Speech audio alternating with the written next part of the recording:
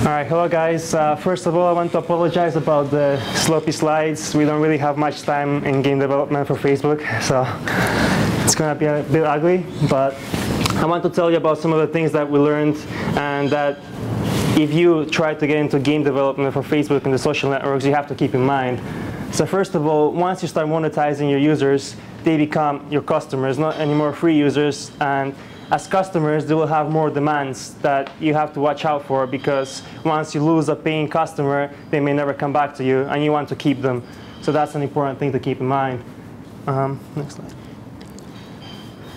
So another important thing is to make sure that you have the technology needed to keep this process in place. Basically, you have to plan ahead.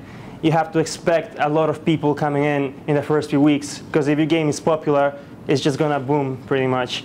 And you have to watch out for that. If you have bad servers, cheap servers, it's going to hang up, and people are going to get really bad service. And once a free user leaves, you're going to lose that potential customer that you want to keep. Stability and bug-free applications should be kind of obvious, but sometimes it's hard to do when you add a lot of features. So I suggest that you try and cut down on the features, but make sure that the ones you do put in are bug-free. And you have to listen to the people, really. When they play, they find things that you never imagine, and you have to learn from that. And next time you're building a new game, you have to remember what you learned from the game before that, and make sure that you do not make the same mistakes again.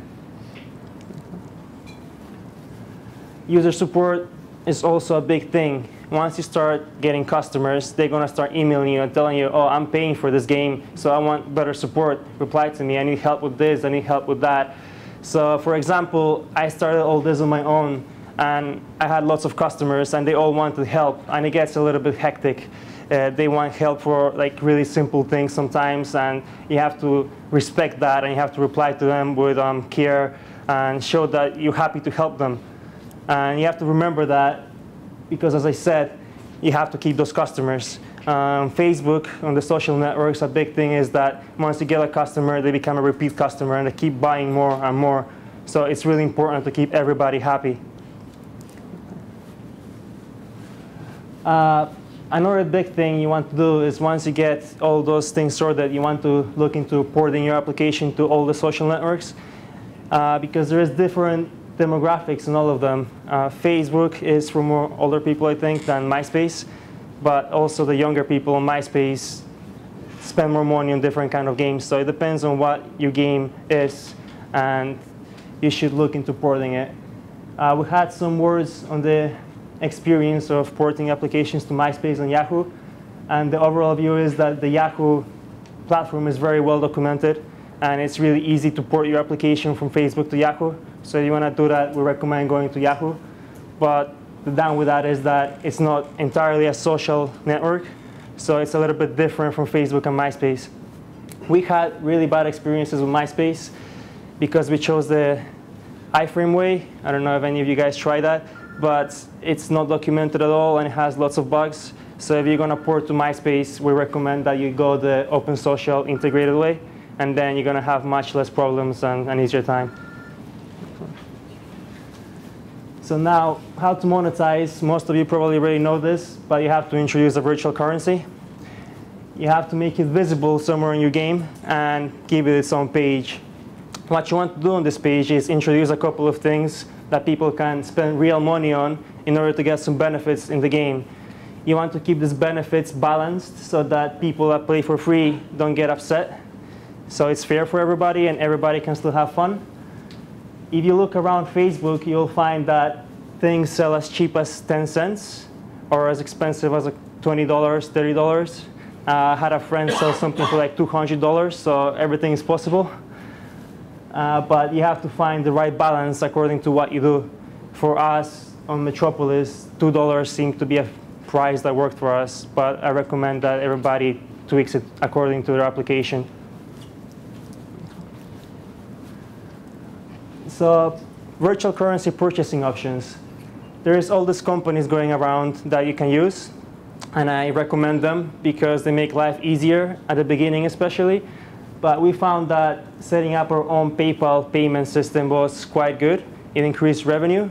It had its downside as well, that obviously you have to support these people. And the worst thing that we found with that was all the chargebacks that people try to do. They say that somebody else used their account and stuff like that. I didn't want those points, etc. So if you want to avoid those kind of problems, you can just go for the companies such as OfferPal, Super Rewards, and I think there's a bunch more. And one thing not to forget is that even though you provide your own PayPal payment system, you should always make the offers available as well. Because what happens then is people that don't really want to yet spend any money will go and try some of those free offers and get a couple of points, and they get a free taste of what they can get if they have more points. So once they do some of the free offers, they'll eventually start paying money from PayPal or like their mobility cash companies. So that's all integrated with the OfferPal or Super Rewards platforms, by the way. So it makes it easier. Next one.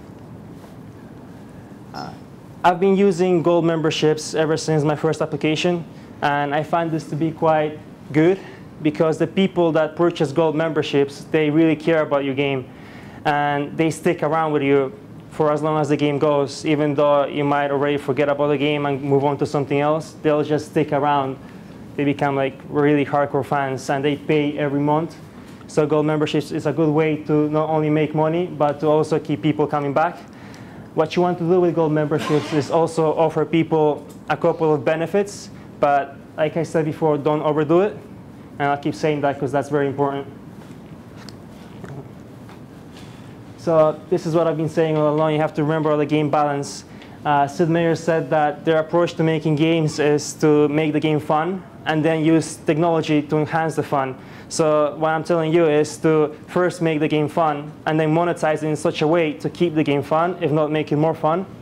So kind of follow that philosophy and always keep it in mind. If you at one point make the game frustrating or not fun for a group of users, you're going to break the whole balance and people are just going to riot pretty much. So keep that in mind. That's about it. Yeah. Okay.